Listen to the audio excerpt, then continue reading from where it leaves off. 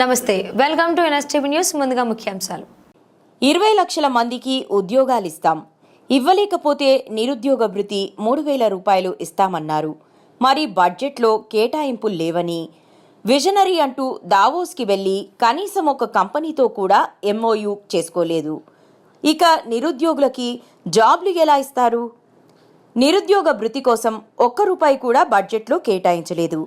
ఇది మోసం కాదా నారా చంద్రబాబు నాయుడు అని వైఎస్ఆర్సీపీ అధికార ప్రతినిధి మార్గాని భరత్ ఘాటుగా ప్రశ్నించారు. నిరుద్యోగ భృతి 20 లక్షల మందికి మీరు జాబ్లు ఇస్తానని చెప్పారు. ఎక్కడికి వెళ్ళిపోయినాయి ఈ జాబ్లు? మేము అడుగుతా ఉన్నాం, ప్రశ్నిస్తూ ఉన్నాం. మీ చంద్రబాబు నాయుడు గారు విజన్ కదా, విజన్ 2020 కదా, స్వర్ణాంధ్ర 2030 అని చెప్పాడు. మరి 2030 గాలికి వదిలేసి మరి ప్రధానమంత్రి గారు ఎప్పుడైతే 2047 అని ఆయన నినాదం తీసుకున్నారు, దాన్ని కాపీ కొట్టి ఇవాళ మళ్ళీ స్వర్ణాంధ్ర 2047 అని చెప్తా ఉన్నారు. నేను అడుగుతా ఉన్నా, మీ చంద్రబాబు నాయుడు గారు, మీ లోకేష్ గారు, మీరందరూ కూడా, మీ టీం అంతా కూడా వరల్డ్ ఎకనామిక్ ఫోరంకి వెళ్ళారు, దావోస్ వెళ్ళారు. మరి చంద్రబాబు నాయుడు గారికి అంత పెద్ద గొప్ప విజనే ఉంటే ఏమైంది? ₹1 అయినా ఎంఓయూ చేశారా అని వాళ్ళు మేము ప్రశ్నిస్తున్నాము. ఆంధ్రప్రదేశ్ ప్రజలు సాక్షిగా మేము ప్రశ్నిస్తున్నాము. ₹1 అయినా మీరు ఎంఓయూ చేసుకున్నారా? ఏమైపోయింది మీ తెలివి? ఏమైపోయింది మీకున్న పరిచయాలు? మీ గొప్పతనం ఏమైపోయింది? అంటే ఎక్కడ కూడా ఒక పెద్ద క్వశ్చన్ మార్క్ కనబడుతుంది. మన పక్క రాష్ట్రమే మహారాష్ట్ర, వాళ్ళు డబుల్ ఇంజన్ సర్కార్ అని చెప్పుకుంటున్నారు.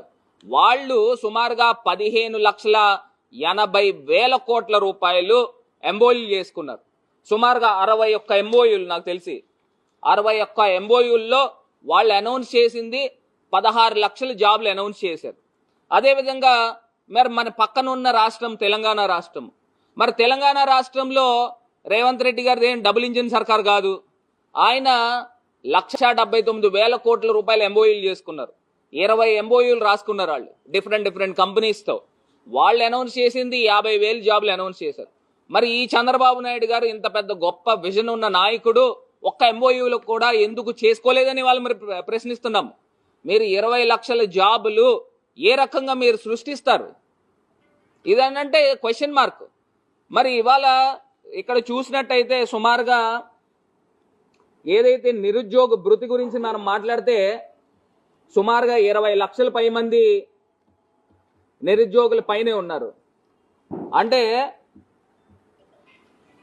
సుమారుగా ఇంతమంది 20 లక్షల మందికి మీరు జాబులు ఇవ్వకపోగా మీరు 3,000 రూపాయలు చొప్పున ప్రతి నిరుద్యోగికి కూడా నెలవారీ మీరు డబ్బులు ఇస్తానని చెప్పారు, నిరుద్యోగ భృతి అని. లాస్ట్ టైం 2014 నుంచి 19 దాకా కూడా అందరికీ కుచ్చుటోపీ పెట్టారు.